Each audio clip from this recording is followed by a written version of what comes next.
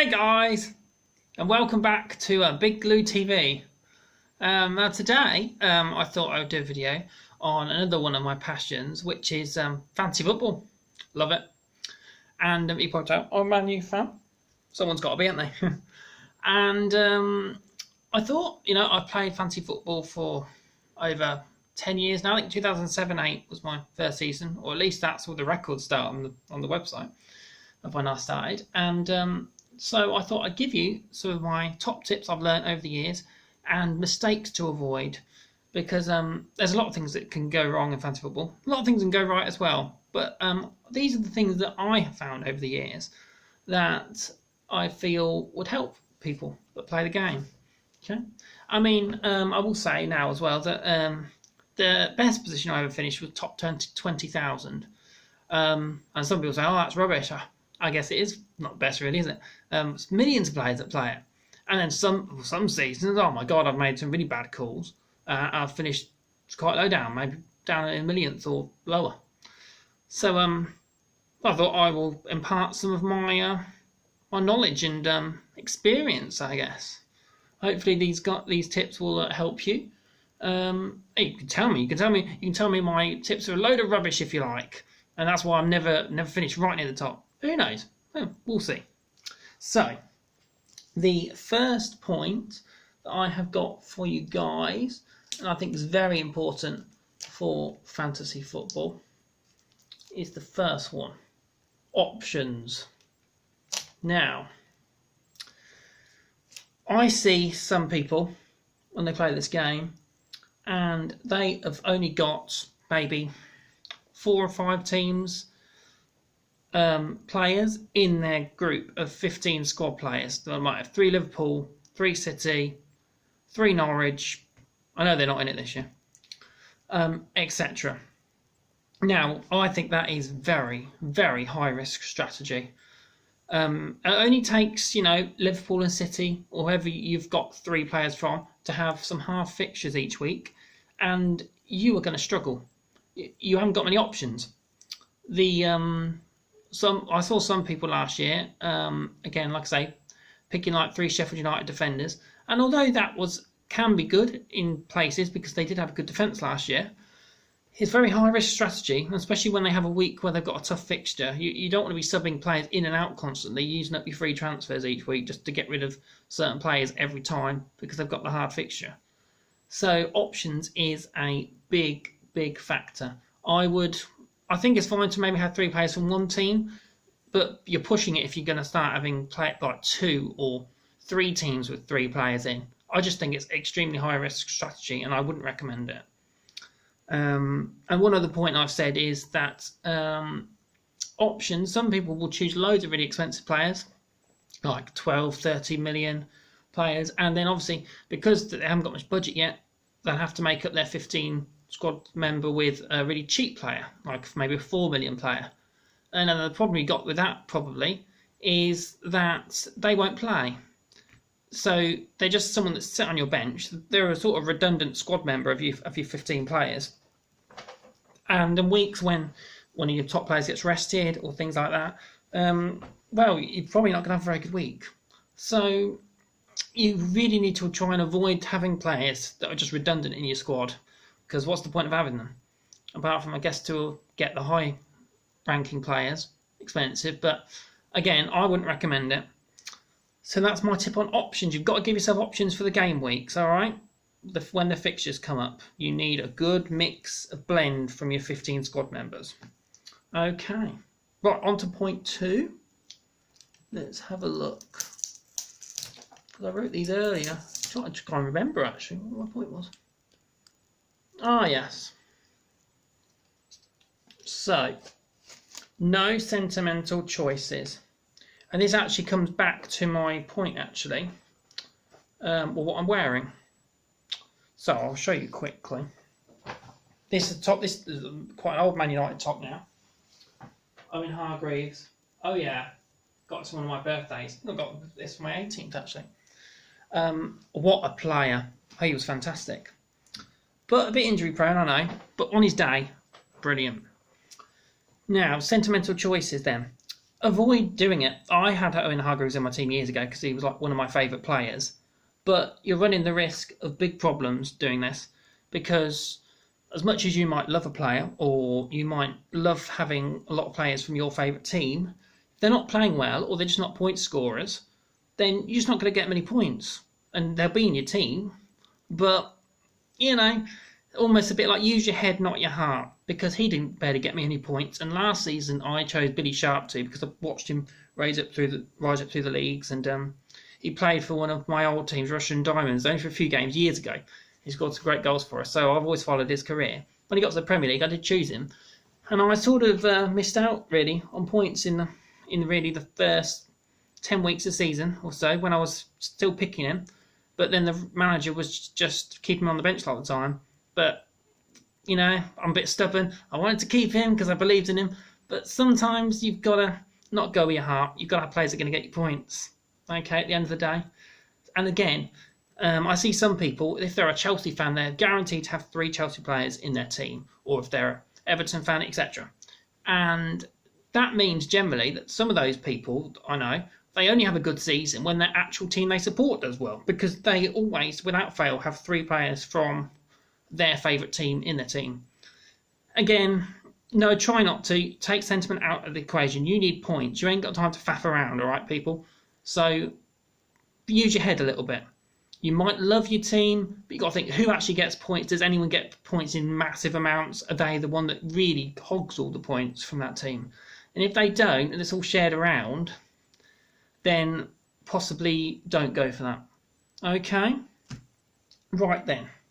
On to the next one. The next point. There's only 5 points I made, because I thought, let's not go to town with it. Ah, yes. Positions. Right then. So, one of the biggest things you'll want to do in fantasy football, something that I always say, is left backs and right backs. Very important, because they get assists. And they don't just get assists, they get clean sheet points as well. It's rare they get goals, but some of them can, obviously. So you want to be having players in the team that are going to get extra points for just playing, really. Being in the right position. So, for instance, if you have lots of centre-backs, they don't even score any headers from set pieces. You're only reliant on them for clean sheet points. So you really want to try and get as many positions like that in the team as possible. And one of my pet hates, again, don't do it. Don't get any central defence midfielders in your team, guys. You are asking for trouble, because they just generally guard the defence. They don't get the clean sheet points because they're not a defender, and they don't really get up the pitch. They never get really assists and goals. So really, if you have any central CDMs in your team, I think you're asking for trouble, and they're just going to sit there getting 2 or 3 points every week. That's not going to do anything, is it? Really, really try and avoid that. Unless you maybe want a 15 squad member just to have someone that definitely plays. So, that. Oh, one more thing I will say with that positions is maybe like the captains of the teams, like a West Brom captain or Leeds, or no, if they're a centre-back, for instance, maybe that's not a terrible choice to have, because at least you know they're going to be playing every week. Okay? So that's what I would say about those. Right, number 4. Let's see what we got here, shall we? I think I know which one this was. Yes, no rash decisions. Especially in the first few weeks of the season, people. You'll have probably spent a lot of time thinking, well, who should I go for? What they're going to do? And then the first week of the season, your team does terrible. Now, my team, for instance, will always be built for the long run. So be careful, everyone. Try not to make these decisions just like, oh, that's it, screw that, I'm getting rid of the whole team. And you watch the next week, they all go get the points, don't they? So there must have been reasons why you chose the players you chose. And fair enough, sometimes you have to make quick decisions. That is also vital. So it is getting a balancing act here. Don't make rash decisions too quickly. But at the same time, you do need to make a decisive one, maybe after a few weeks. If you've given players a few weeks just to see if they are still being played, or if they are being stopped by the manager, they're not in the starting 11, maybe then get rid of them. Just be very careful. not to take a quick decision, because it could come back to haunt you. So be very, very careful with that. Okay, people. Right. And number 5, which we have got, is, I believe, it's my fixtures point. Let's have a look. Can't get this one this time. Yes, fixtures. Right then, people. So, you want to look ahead to the fixtures on some of your lists. Maybe the first few weeks of the season, and this one's actually important. Some teams aren't playing in the first few weeks, so maybe avoid having players in the team right at the start, because you don't want to get behind all your rivals. And you might see maybe a part of the fixtures where maybe game week 6 to 10, one team's got a really good run of fixtures, and vice versa. Oh, it's going to slip in now. And vice versa. So maybe write a little note that, you know, Everton players have half fixtures between certain weeks, and maybe a team in the opposite has good fixtures between game week 6 and 10, and get ready in advance to swap out a certain player. Like I say, fixtures are very important. I guess it goes back almost to the first point about need to have lots of options, because the fixtures can really determine what happens. Okay, and finally, my last point. And this is the most important for your mental well-being and everything. You've got to have fun, people. Last but not least, have fun. And I have said, be lucky, because you can do all the research in the world. You can look at past players' performances, stats. Last year, I captained Mane in a double game week, and he went and got injured in the first game, and I triple captained Aubameyang in a double game week, and then the coronavirus hit and their second fixture got cancelled. So you do need a bit of luck in this game. It's just one of those things. So you are reliant on a bit of luck. Obviously, you can try and use some of my points and the mistakes to avoid to put you in a better position, but you still need a bit of luck. So, at the end of the day, you can't influence it too much, can you? You can choose players, but if you're not on the pitch, you're not playing. So you do need to be lucky. So at the end of the day, just try and have fun. And what I do, really, I just be in competition with myself. So I'm not really trying to beat any of my mates with my points. And so it's nice to have bragging rights, true. But really, I'm in competition with myself to try and beat my other previous best PBs in other seasons.